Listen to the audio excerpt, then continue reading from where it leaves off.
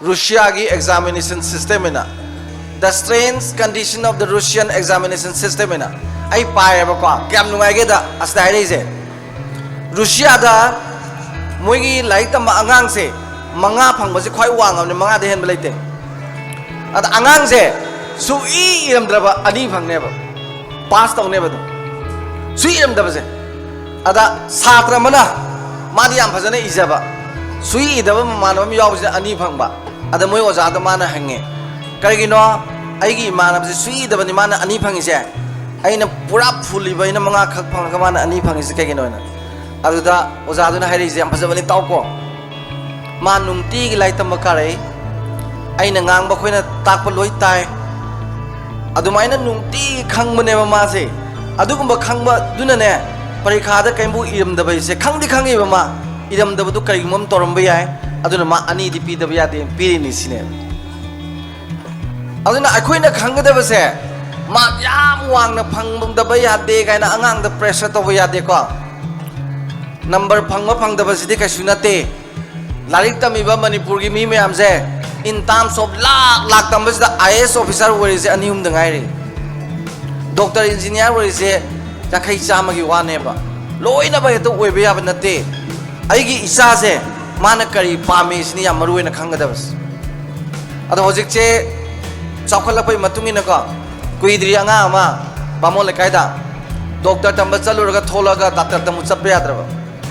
मासी परीक्षा 19 पोजीशन लेपे है मपाद माना साइंस लौरोय आर्ट्स लौरगा IAS परीक्षा थागे डॉक्टर ओइरोयने हम हाइजब जाने ममा का मपा का डॉक्टर तमदबे यारोय न तमलबा डॉक्टर तमबा डॉक्टर चंबजे सही मंगानी दना सही अनी मखाई थु जंगांग थोलेबा अंगांग सना हाइजे मतो पोपगांग निको नुपाने मा हाइजे आई डॉक्टर तमनिंग द तमे नोयना तमोयदना सही मंगानी अनी मखाई म तमे नोय सरो अनी मखाई म वाली आई सरो आई तमरोय सिने अरे मप्पा जे मथा सादने को काउंसलिंग तो बियो लाख से आई दी पुंग निपान दई सुम चतने सोय थेनद्रेना था मखाई मुसंगा लाइदम चतन लेरमने अदगे आईगी इमानबे खुथांग त माना पाव दुलोरगा नोम लाए अदुग माना वारी दु लीबा आइना नोम चले अदुग वारी सारे हाइजे मा पुंग मखाई को मैगे वारी साय गांग से को याम फबा गांग ने मोय ममा पादुन खंगदबा वाने अंगांग जे मसम जे सुमाइना सांग लेरगा फाइदा तुबत कथलेबा अदुग नुपादुना सुम केबा देददी अदु ये उबगा मोय ममा पाजे पात्रई दी जैब जाने आइना मरोमा अदु बुदे हम नुंगाय दुनेबा केनोदा ख्वाइदगी अतांगबा अंगांग नेबा के थोरपदा फिजे साक्से द मयाम दे तोंगान नम तोरैसे समथिंग डिफरेंट हाइस थबक तोबदा जु अमदा जु हेते तोंगान मयाम सम अंगांगबा संगेन पंगांग दंगांगबा संगुदु नतबा मयाम सम अंगांगबा संगनगा अमना ने संगद्रिक संग थोलाबा अदुनेबा ख्वाइ फरिस मरमदी होजिने मिली सिंग म तिनजनोबा मागी सम असंग संबंगांग दो अदुगदा उनेबा कनाम उरोयबा अमुबो मयाम यावमनि न खंगरोय अंगांग मयाम यावमनि खंगरोय असंग बदु खतंग दिने तोंगान तारत लैनेबा अदु करिगिनो मयाम दे खेनबगी नेबा समथिंग डिफरेंट हाइस अद अंगांग ख्वाइदि टैलेंटेड बंगांग से ऑलवेज मोय समथिंग डिफरेंट तोरकनेबा लारिक पाबदो वगेरा चाबदो वगेरा थकबदो वगेरा अखोय खंगदा किने थिनबिनेबा आई खुन चारोय चामसना चागे गाय फुदोनो सि करी मयाम न खुन चागे नंग चामसना चागे गाय दिया मादी समथिंग डिफरेंट नेबा मा तौरैने मागी मंगोंद यावबा पोट अमा यावरिबा आई मयाम दे तोंगानी गाइस होजिकी कुनमाथोय सुबा सही सागे अंगांग सिंगे एजेंडा से I have to be something different habsine ai mayam de khara tongan ge se adugi tongan bagi pot ka yorok pangang thena ga de yam thi farabne culture to bigada bane mama pa do khang da ba ai thagal laga wari pan sarga numin mari ni mu le ticket ka chakre mama pa du na khongga ga phuri ngo thile thamning di nei na hai bana te ba thamoi de gi ne thamoi de gi nupa su seba tauba नुपाना जो नुपी बु थमोय दगी लुना तोबा अंगांग वारक पर जो कोइना थमोय दगी वारक पा अदुने बइने याम पामजरी जे को युमजी वांग न लेबे युमजिंग जे याम नुंगाइबा मानबगी वानी अदुगी मनुंग दुदने मागी नुपादुन नुपी मरी मंगा लोंदना अहिंग क्या म लाक्तबगी कप्पा याम यावगजन अदुगा पाखन खन युमजी दने करीम बो लेजदब नंगरबा इमुंग दने थमोय दगी मागी नुपादु मागी नुपीने सेवा कमाइन तो येंगबियोबा नुपाजे अयु मतादे चलुरे थबै ngang सुबा हले नुमिता रकांदा हले चाक थोंगे माय नुपीजिना को माय नुपीजिना ने मोय बाबा हलक पिरबरा इसिंग असाबा पुथोए मोरा थारे खोंग हामबी उना हामले फदी पारगा लेपिनी को हाइजे अदुगा हाइरिने खंगदेदा मोय बाबा नंग न मरोम लेतदना नोंगामदे निमिताबक थबक सुबा चलगा चरा नोंगन्नबा होनरिबा अइना ngasi थोंगि भेंजांग सिने येंदेम थोंबा nga ju थाक्तबा हाउगिद्रबा सीना नंगी नसादा ई हापकने जु थाजद्रे मची ओइबा जु नत्रे अइना नंगोन तोरिसे करिनो खंगद्रे गाने नुपीसिना हाइजबको अदुबने अखोई थासी द ओइदना लेबदी यारोय नोंमदि पुनिमा ओइरकपा याय पुनिमा थासी याम लापते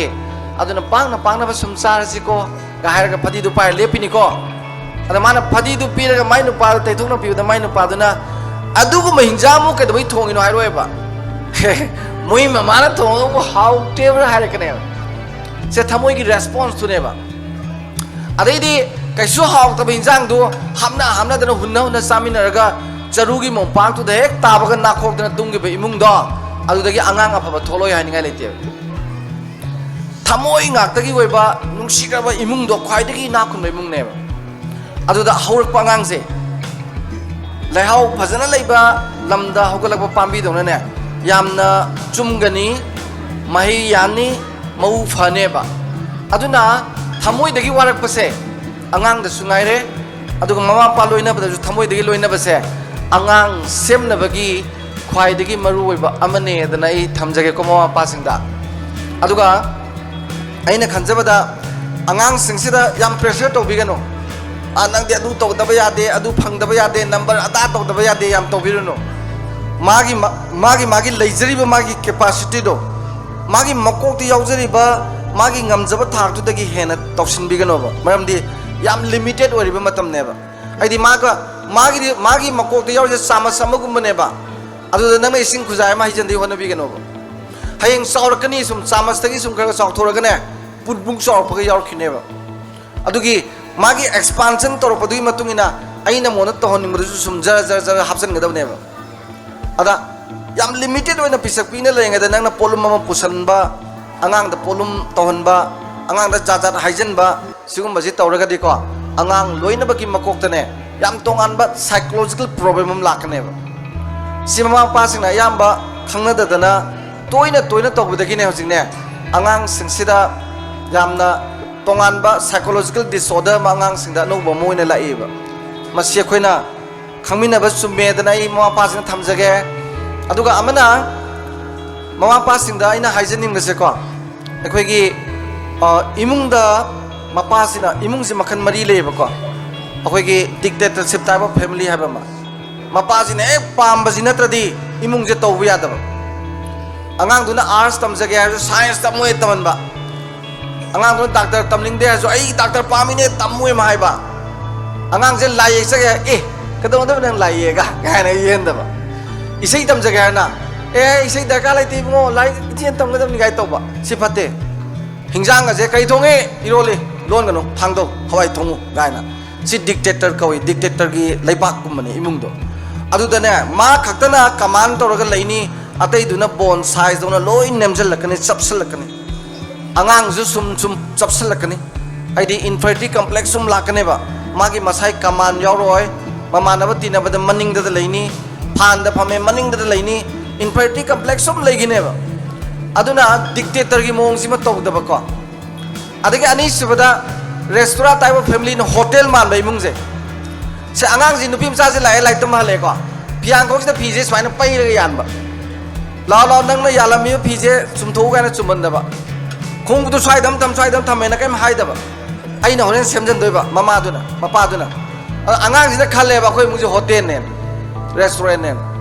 akhoi ima ga ba ga ji waiter ni lai khom dai ga moi mai se dok se ni phi soi na yalame da moi mai se dok se ni pham ji swaina thar ga le zu ma tha se ni lai se sumai chakhai zu ma lo sin jan sum lai bise adumai na sum togi adumai sum togi pakhang le sabi phara pakanda ne imung dugi responsibility ama tangang da fix tawdre sumang da phatta bata ba do khundo ke na khalak trabni magi mapa hanu baduna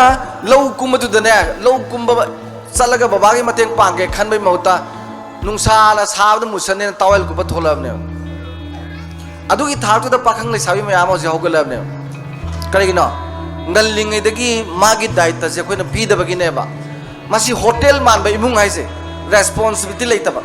aina hotel do nong thunga tawning tor ma ga salau chakhi bai type ta moi hotel na lebagi mong do lehen bauna deba loi seman ngada bani loi ton ngada bani ai sa hai jagre na ipai puna kari harame angang je sahi amadagi na manga bo budi ningthogi macha do no yoba na de yek na ba nungsi na tawba kari no da nungsi na taw do mai thamoi da ai baba ma sai bu yam lun tawi ko ga na khalan graba sahi manga hai badagi dine minai do yo hen ba kon yam si no hai ba thaw yam si no hai ba thaw he lo ba adai sahi taram do hek hai ba na marup tong ti na ga da ba koina ba darkar leite ko hoji kan de am koina ri ngang mang ga do ai mama jing taw jam nungai ne pakhang macha do salam dai da makuchi manam nganam na ko halak podana kaim do ti sakhi badu kaim namoro manam no kaim namoro angang do fresh sakhi ne ba ado ina chi e manam namme halak boy manam yaw la padu namdre mama am ta khangdre ba ai sa je drug sarai ra yu hayeng ai ne halak padu into sakhi bada to no sakhi ba kana de halak padu de ta khangadam makok do ta pai ba ga den nam madong ne do khaini nam ge ra zada nam ge ra yu nam ge ra guli nam ge ra loi nam madam ada koi de halak padu na pri tha de asalam dai dang to nambu de khut bu chik bo nan na kom de yaw de kok sina de hai ba sina tai de kok to sina de hai ba kok sina gadam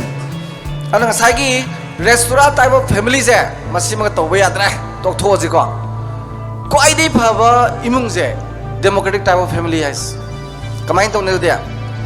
mama pa yam nu sin lai bi du ma yare ko angang nu bi warak pa thamoi de warak pi ju yare ko adu ga ne hoi hoji hojik ta warak pangam da isa jing do adane nungsi na ga hai bu ya roi ma na toksin boi ninga ne ba kayo na ngai di mai mon ti dinga ga ma nungsi na muk tawrei se kai no ma se ko na khadak ta bo ga ne na thajar roi ba trust deficit ma chaw on lei grab ne ba ado aina convince to butar ingthe mi gi di ne nungsi na ngang na jani imung sing se nang na ju nungsi na ngang ba mama na ju nungsi na ngang ba nungsi na ngang na ba ga se khara tam ma ji khoi je puk soi ra ga har ga hau je bai nong nong na trust sama sagalak se ba ko aroi bagi democratic family jina kamai to ge da hojiki imung se masi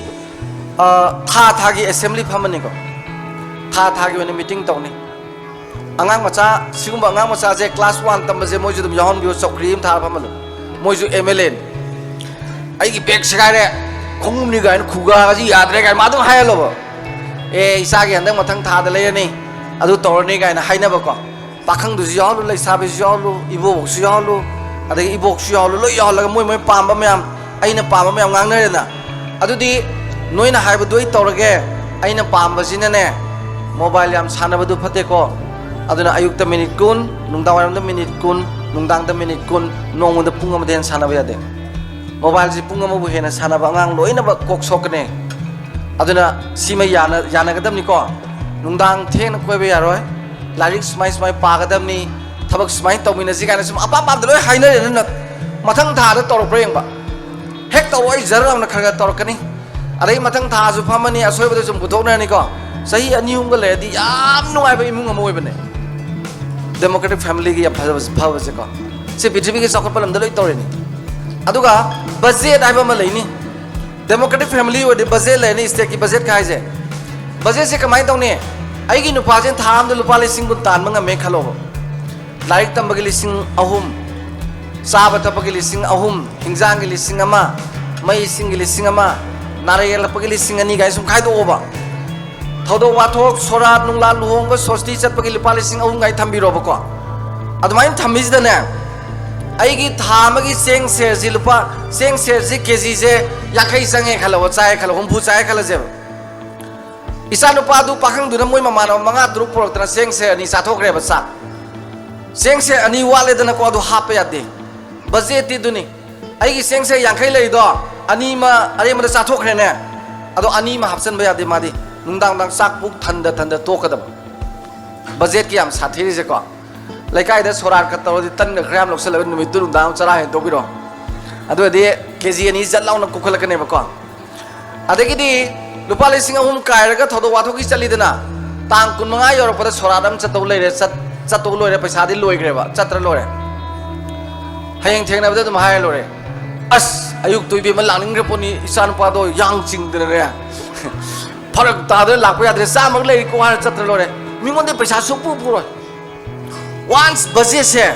मसी इल्लगा सुम चटखबको हौरेन आइना नारायल पगि लिसिंग अनि थंबा गाइसे सुना नारक्तब यावगने सही मग नारक्त लिसिंग कुमरी लेदोने bank ता नत्रगा आइगी उपुबम लेदोने saving जु तोरकदोनी अदुना हयेंग पंजाब का सट लाकपदा दोक थेंगनबा याम नुंगाइगरसानी बंगाली ने केदविए बंगाली ने मैखेत मरु खाय हाइजे लिकपै नतेबा बजेट लेबैनेबा अयुक्त मैखेत मरु मखेले साक थोंगे नुंदांग द मैखेत मरु खेले साक थोंगे मैखेत मरु थाम दो हुंफु अंगांग ना सानबदा अनि मांगरे अद मोइदिने अनि दो अतोपदे लेरेस मै हापसलोएबा मैखेत मरु म्याम जुले पुथोएदना अचौ अचौबा अनि दो अद ब्लेड तंखाय तंखाय खायगा अनि सेमलो अद मयाम ना हाय बंगाली से याम लि मैखेत मरु जे खाय जानिगा खाई दो बजेट की मतुंग ने खाई ने अदुने मोइ लिसिंग कुन चाबा इमुंग न बंगाली की मिनाई थमिस अखोय की तांग वान दे तेन तांग तारा बॉक्स दे कैनुन हे तोलो फंगबा मागी मतम जे तांग वान दे तारा बॉक्स नुपी न वांग लई कोन कोन गा दोइने मोइ बाबा गाले को जाय पैसा दो खरा सिने बगी को अदे दी चाबा जिन को हिंजांग जे पाग लई दे लईने नि अदे दी खामेन सिमदु द हयेंग पत्तौ दु थोंगय हवाई मुक थोंगजन थाम थमजु कइम तोरोइदब थोंगिबा खंदबजे खोइना को पूरा बेराने को खोइसे अदुना आइना खंजबदा तांग कुन लालादे फुनरानी तांग कुनबु एक मणिपुर की युम मयाम जे तांग कुन गी एक मतुंग जिदि को लय पोदे भी कामे नागे गाड़ी गई दोक्तरा एक्टिवा माइ नुपागी गदु हेक्ता चत्रिंगे दा ऑफिस तक सु कामदगा माइ नुपी सेंगबदो तांग कुन गी मतुंग दे थोलारो तांग वान दे मु थोलार अखोई मौंगम अदुना मसी मयामजिना थमजनिंगिदिको मसी मयामजिना आइगी इसा जिंदुन उरगने मोइना अखोइदगी तमगदब पराजिबु करिनो स्कूल दा लाकपसिदि कैसु नते को स्कूल ताइबा पराजिसु कैसु नते ख्वाइदगी मरु ओरिबदि अखोइना मोइदो उद्रिबा मयामसिनेबा अखोइजि मोइगी रोल मॉडल ओइगदबनि अखोइदगी मोइना तंबजिनेबा लाइकतगे हेन मरु ओरिसिको अदुनी चौखटप लमसिंगदा जापान जे पृथ्वी लाइक तमद क्वाइदे फरिब लमजे जापान सिंगापुर सोमद एशिया दको साउथ कोरिया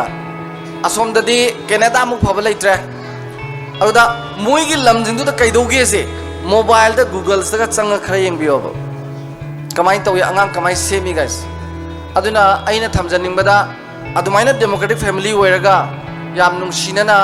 अहल लमन गे सेवा तौरगा लेरगदी आई याम फनेना खली